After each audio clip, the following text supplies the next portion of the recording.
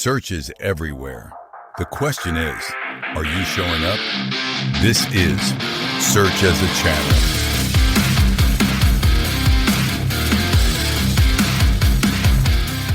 So there is this very specific, almost sacred ritual in the digital marketing world. Usually happens right around the first of the month. Oh, yeah. The monthly reporting ritual. I know it well. Right. An agency sends over the slick PDF to a business owner, or maybe, an in-house marketing director is presenting a slide deck to the executive team. Up on the big screen in the conference room. Exactly. And everyone is just sitting there looking at a list of keywords. And you scroll down and you see this bunch of green arrows pointing up. Best feeling in the world for an SEO. It really is. You see that you rank like number 2 for your most important, highly competitive, isolated keyword, and everyone in the room just breathes this massive sigh of relief. Right, because it feels like engineering. Yeah. Like you built the page, you targeted the exact term, and the search engine rewarded you. Yeah. It's clean, it's highly visible, and it's just very comforting. It gives this total illusion of control. You put the coin in, you get the ranking out, and for the last 15 years, that model has basically dictated how billions of dollars in marketing budgets were spent. But, and this is why we're here today, looking through this massive stack of industry research, newsletters, and thought leadership data we are diving into for this deep dive, that entire monthly ritual. Yeah. It appears to be built on a foundation that is actively crumbling, like right beneath our feet. Totally crumbling. It's wild. So our mission today is to sift through all these sources and unpack this massive structural shift in how businesses actually get found online. Because the stakes are huge right now. Huge. If you are a business leader or, an agency owner listening to this, and you're still relying on those monthly reports showing how you rank for single isolated keywords, you might literally be optimizing for a market that no longer exists. Right. The old playbook of keyword strategy is breaking. And something we're calling topic ownership is basically taking its place. Okay, let's unpack this, because the data we're seeing points to just a complete rewrite of the fundamental rules of search, doesn't it? It does. We are moving entirely away from a world of isolated queries.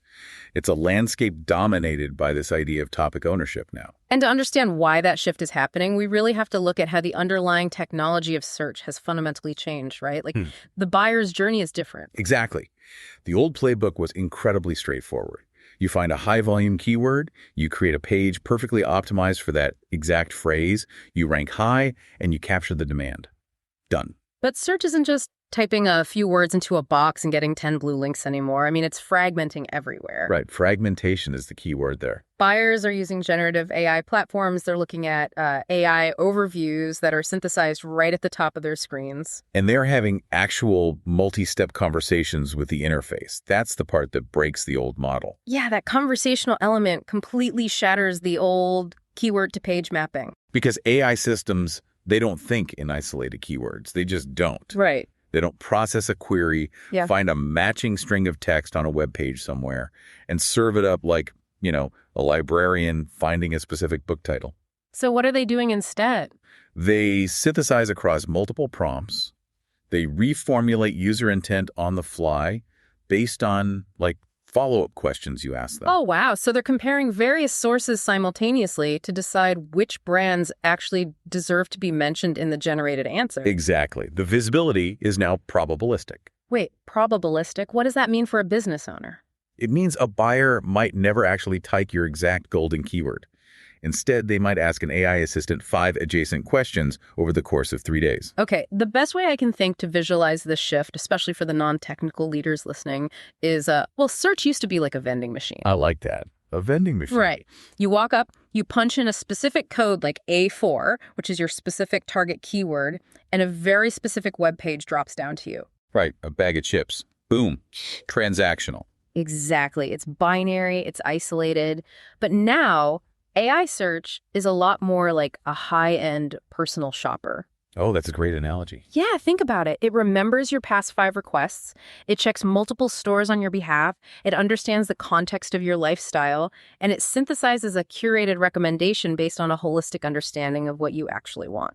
And if we follow that personal shopper analogy, how does that shopper decide which brands to actually recommend to you? Right, because they don't just look at who has the brightest neon sign in the window or, in our digital world, the most perfectly optimized single landing page. No, they look for complete authority. They look for who owns the topic across the entire ecosystem. Okay, so if this AI personal shopper is looking for complete authority to make a recommendation, we really need to know how often it actually finds one. And the data on this is staggering. Yeah, looking at this recent major industry study from our sources, they analyzed over 50,000 brands across 1,094 different AI topic clusters. That is a massive data set. And these are clusters representing huge commercial value. Right, and the numbers are just shocking. Out of all those topic clusters, they found that only 15.2% of topics had a clear category owner. Just 15%. I mean, that means the vast majority of topics out there currently have no definitive trusted brand that the AI relies on as the default answer. It's just a sea of fragmented competing signals. Exactly. But for the ones that did have an owner, the advantage was just massive. Right. The study showed that brands that led their category by at least 5 percentage points held on to that first place position in 90% of month-over-month comparisons. 90%. I mean, that level of digital entrenchment is practically unheard of in traditional SEO. Yeah, where rankings fluctuate literally daily. Right. So to understand why large language models, LLMs, reward category leaders so aggressively, we have to look at the mechanics of how these AI systems actually retrieve information. Okay, break that down for us. So LLMs are shifting away from broad discovery and moving toward highly precise, targeted evidence gathering. You have to remember, an AI model is essentially a massive probability engine. Right. Its primary goal when generating an answer is to minimize the risk of being wrong. Because, honestly, hallucinating a bad answer destroys user trust, and they can't afford that. So it's actively looking for a consensus of facts. It wants the safest possible bet. Yes, exactly. If an AI has to choose who represents an entire category to a user, it fundamentally prefers the brand with the most consistent, machine-readable, and corroborated footprint across the web. So if your brand is mentioned everywhere in connection to a topic, like in third-party reviews, in expert forums, in industry news, and obviously on your own highly structured website, the AI model resolves your brand as a core entity tied to that topic. You become the path of least resistance. You are the mathematically safe answer. Which means we need to completely redefine how agencies and in-house teams measure visibility. Right. I mean, it's no longer about ranking for a single prompt at a single moment in time. No, not at all. We have to measure across entire clusters of information now. We're basically tracking share of voice, but specifically for AI. So you need to ask, are you visible when the buyer is just starting to research broad concepts? Are you there in the middle when they are comparing specific features? Are you the definitive answer at the end when they are asking for pricing? Exactly. Traditional search metrics track isolated moments. But smart business leaders now need to demand share of voice metrics that track entire journeys. You need to be asking your marketing team, like, do AI systems treat us as just another participant in this space, or are we the category reference point? But think about the existential crisis this creates for an agency owner listening to this right now. No, it's terrifying. Like, if you are still selling and sending clients those traditional monthly keyword ranking reports, how do you justify your retainer? Right.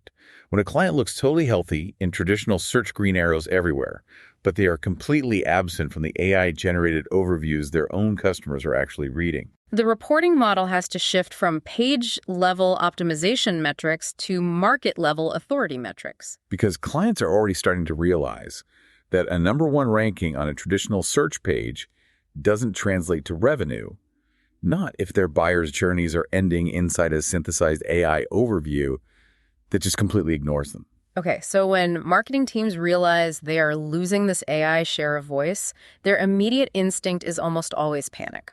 Oh yeah, pure panic. And that panic usually translates into pumping out a massive amount of new content to cover more ground. They think, if we just publish 100 more blog posts this month, the AI will have to notice us. It's the more content trap. And looking at the data in our sources, hitting the gas on the content treadmill is actually incredibly dangerous. What does the data say about that? Well, there's recent survey data showing that 42% of teams responding to AI search changes are doubling down on scaled content production. So they're utilizing generative AI to churn out even more pages. Exactly, just flooding the zone. Meanwhile, only 23% of teams are taking the opposite approach, which is slowing down production to refine and upgrade their existing content for better AI interpretation and citation. Wait, but here's where it gets really interesting.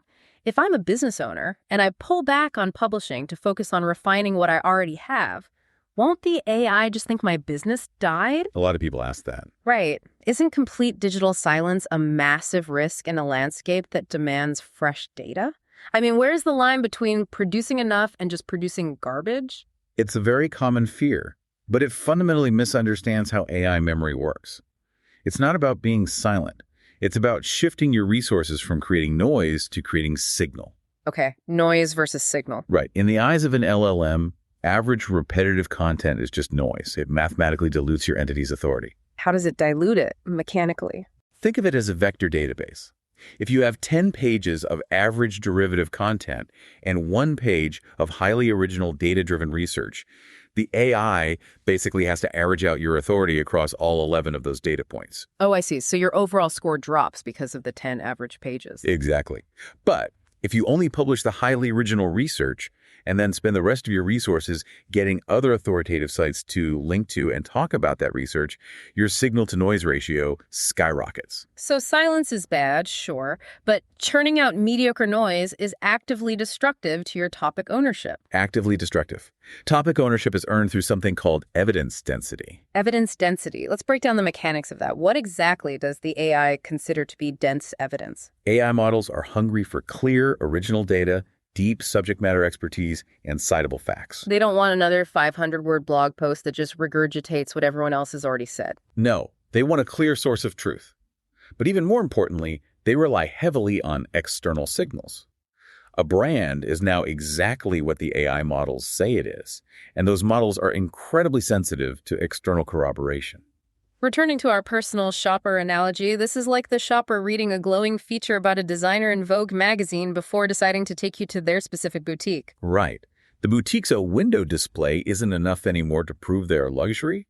The AI doesn't just take your website's word for it, it cross-references. The cross-referencing is everything. Actually, there's a specific case study in our notes where just one single bad review on a highly trusted third-party site caused massive cascading issues in the AI-generated answers about a company. Yeah, that was a wild example. The AI synthesized that negative sentiment from an external source and wove it seamlessly into the narrative it presented to users. It completely overrode the company's own marketing copy. Which really highlights the stakes for these AI platforms. I mean, they aren't just trying to provide a neat user experience, they are managing massive liability. Absolutely.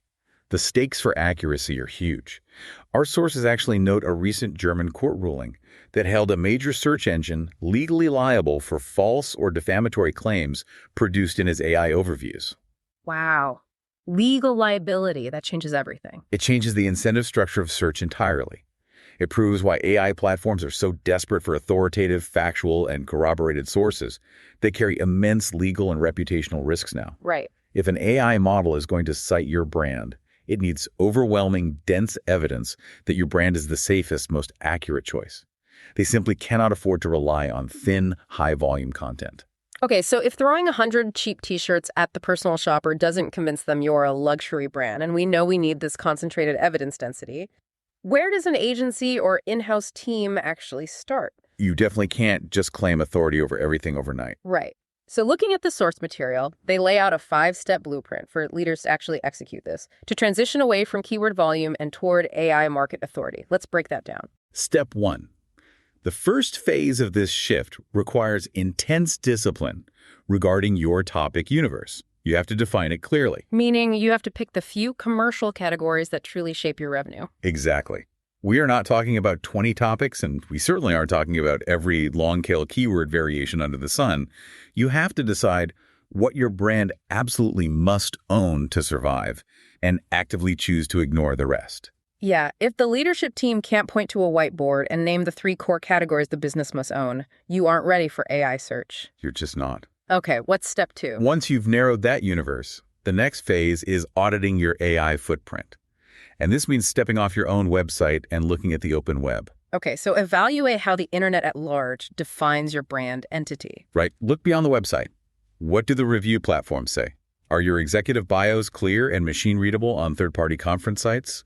What original data assets or research reports are floating out there tied to your company name?